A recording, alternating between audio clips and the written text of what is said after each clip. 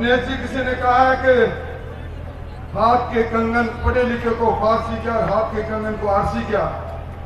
आपसे प्रेम करने वाले लोगों से आज इतनी विशाल सभा में बैठे हैं, हमारे जैसी अनुभवी आंखें इस बात को चूक नहीं सकती कि आपसे लोगों का कितना प्यार है। आज की सभा में हमारे बीच में उपस्थित है भारतीय जनता पार्टी के विशाल परिवार की इस राजस्थान में अगुवाई करने वाले स्वाभिमान के प्रतीक, जिनको दुनिया कहती है चित्तौड़ राणा की शक्ति और मीरा की भक्ति का प्रदेश, उस जगह से पधारे सांसद आदरणीय सीपी जोशी जी, अभी अभी जिनका भाषण आपने सुना, सदूर बाड़मेर से चलकर हिंदुस्तान की सरकार में सर्वाधिक बाजरा पैदा करने वाले इस राजस्थान में बाजरे का न्यूनतम समर्थन मूल्य 2500 रुपए मिले, इसकी पैरवी करने वाले मोदी सरकार के किसान और किसानी के कृषि राज्य मंत्री भाई कैलाश जी, यहाँ के नौजवान सांसद भाई राहुल जी, इस पूरी यात्रा के संयोजक पूर्व केंद्रीय मंत्री सीआर चौधरी साहब, इस जिले के अंदर हमारी सबकी अगुवाई करने वाले हरलाल जी, और जिस नौजवान को मैंने विधानसभा में पहली बार एक सशक्त आवाज के रूप में एक ही बार में अपनी जिसने पहचान बनाई, जिसको विधानसभा और विधानसभा के बाहर इस रतनगढ़ की बाजार में, इस रतनगढ़ के उपखंड कार्यालय के सामने मुट्ठी पीछे हुए कई बार आपके लिए संघर्ष करते देखा, ऐसे आपके सजग प्रहरी और आपके लोक लाडले विधायक अवनेश जी, और आज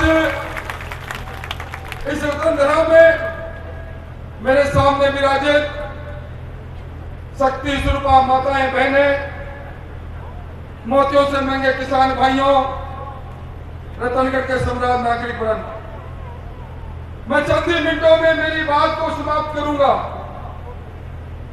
पर मैं एक बात जरूर कहना चाहूंगा। मैं आपके पड़ोस से जिला मुख्यालय से 7वीं बार लगातार विधायक हूं। इस रतनगढ़ में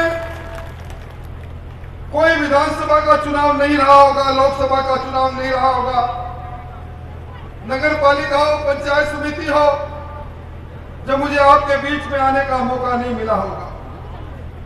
आपके बीच में इतने वर्षों की तपस्या से मुझे आपके चेहरे पढ़ने भी आने लग गए। मुझे रतनगढ़ की तासीर का कुछ ही देर में मालूम पड़ जाता है।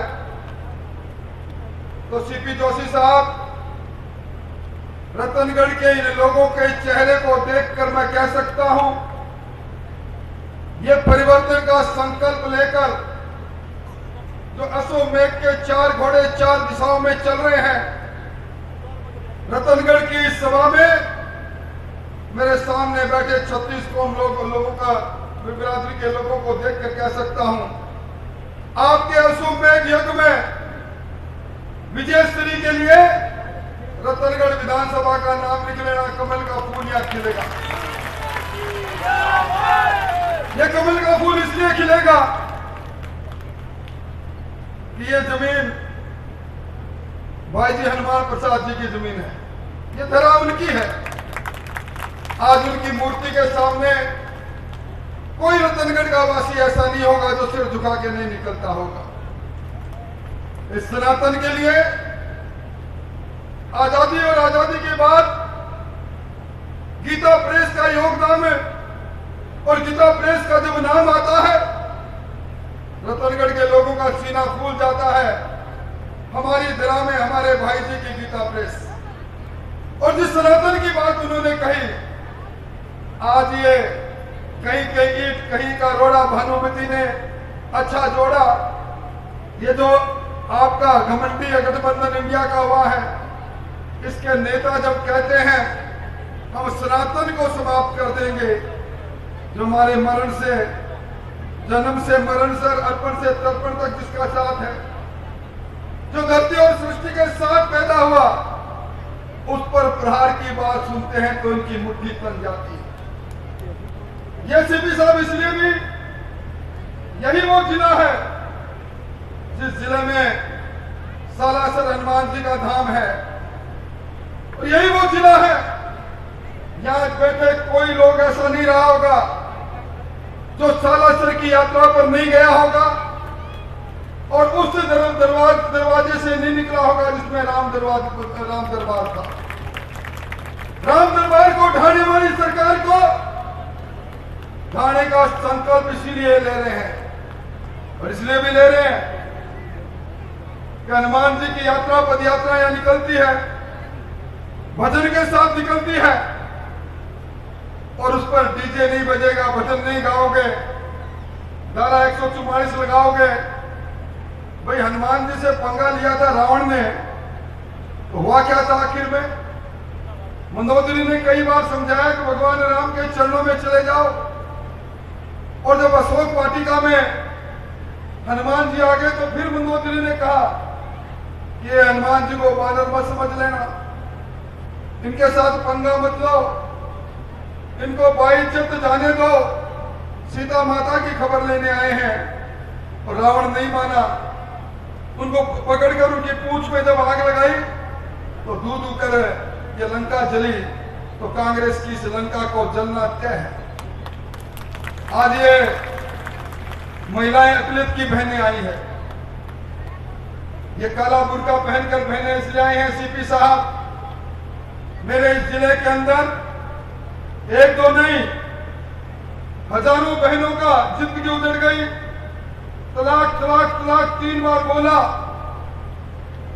और बहन को बेसहारा छोड़कर खामद चला गया। जब से मोदी जी ने 3 तलाक की समाप्ति की है, मैं जब भी जाता हूं हमारी बहनें कहती हैं धन्यवाद मोदी जी, आजादी के अमृत काल में कम से कम आपको हमारी जिंदगी बचाने का आपने महती काम किया। इसलिए मैं इतना ही कहूंगा, ये सरकार, जिस सरकार के बारे में कुछ कहने की आवश्यकता नहीं, आज आपने कल कोटा के अंदर मुख्यमंत्री जी मंत्रिमंडल की बैठक करने जा रहे थे। भरत सिंह जी कुंदनपुर 2 बार सरकार में मंत्री रहे, मेरे साथ 4 बार एमएलए रहे, उन्होंने अपना मुंडन करवाया और अपने बादशाह के बालों को एक पत्र के साथ मुख्यमंत्री जी को लिखा कि मुख्यमंत्री जी आपका ईमान मर चुका है, आप बेईमानों के सरदार बन गए हो, आपकी सरकार में अल्ली बाबा 40 चोर हैं ये मंत्री। जब ईमान मरता है तो हमारी संस्कृति कहते हैं अब तर्पण भी होना चाहिए। मैं मेरे बाल काट कर सिर मुंडा रहा हूं, मैं नहीं कह रहा हूं। वही सरकार है जिसकी बात की चिंता अभी कैलाश जी ने की। सीपी साहब हमारी फसल बर्बाद हो गई, यहां कुछ जगह पर मूंगफली भी होती है, राम रूस गया और कटौती के इस जहर ने हमें खा गए। बिजली आती नहीं है, जाती ज्यादा बार है। अशोक चांदना तो मंत्री रहते हुए धरने पर बैठ गए, पर यहां तो कटौती कटौती है। कांग्रेस आई, बिजली गई, अब कांग्रेस की सरकार को भी हम गई करने के लिए सब तैयार बैठे। यहाँ भाई बहुत से लोग वो भी हैं जिन नौजवानों के अरमानों को लूटा गया। पसंद पत्र लीक करने वाली है सरकार, बहन बेटी जहां सुरक्षित नहीं वो सरकार, लुटेरों की यह सरकार, भ्रष्टाचार का तांडव हम देखते हैं, सचिवालय में नोट मिलते हैं। इस सरकार का जवाब एक ही है भाइयों, रतनगढ़ तो वो धरती है जो जनसंघ से लेकर आज तक विरोध की राजनीति में हमेशा अगवा करती रही है। और मैं एक बात कह सकता हूं, आपने जिस नौजवान को रतनगढ़ की सेवा के लिए भेजा, इस नौजवान ने इस कालखंड में कोई कसर नहीं छोड़ी, इस कमल के लिए हमेशा रहा। और कितनी बड़ी बात कहकर गया है, अपने परिवार को साक्षी रखते हुए। हमारी बहू के लिए भी कह गया, बड़े भाई सीपी शर्मा का नाम से भी कह गया, मैं और मेरा परिवार सीपी साहब कमल का फूल भेज देना, उसके साथ लगेंगे। कितना बड़ा बात कह के मैं इस नौजवान की प्रशंसा करता हूं। और अब बिना किसी विलंब के मैं ही उनको आमंत्रित करता हूं जिनके नेतृत्व में परिवर्तन करेंगे, कांग्रेस को जमींदोराज करेंगे, कांग्रेस को वोट की चोट से समाप्त करेंगे। सीपी जोशी आए और संबोधित करें। जोरदार ताली। सीपी जोशी।